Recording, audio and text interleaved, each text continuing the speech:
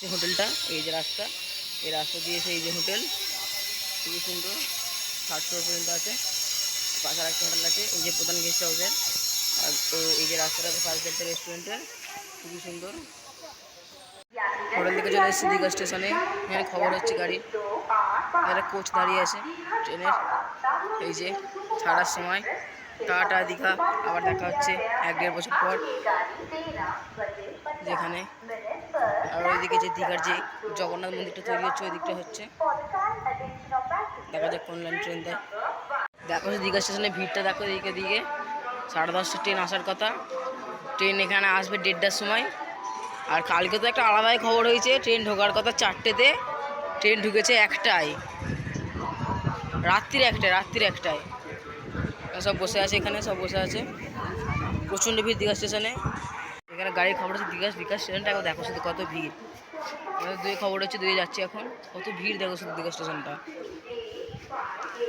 সব গাড়ির যে অবস্থা, 10:30 গাড়ি ঢোকার কথা, গাড়ি ঢুকছে 1:30টার সময়।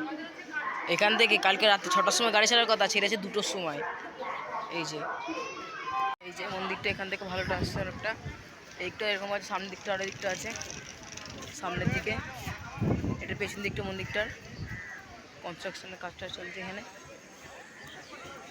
একদম স্টেশন থেকে নেবে একদম কাছে, একদম ভারী শিবতলা।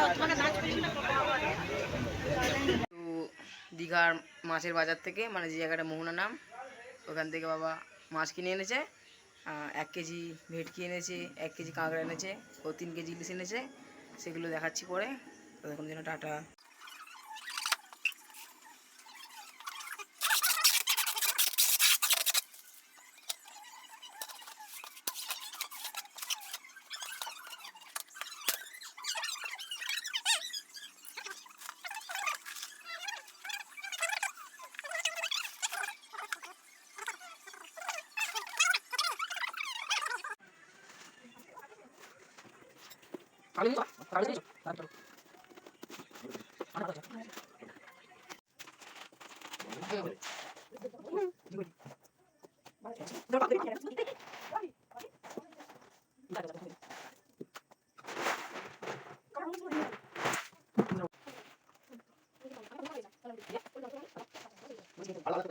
ট্রেনে দেখালাম কত ভিড়।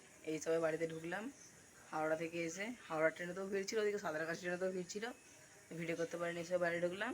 টাটা, দেখা হচ্ছে পরে অন্য কোনো ভিডিও। জন্য বাই বাই।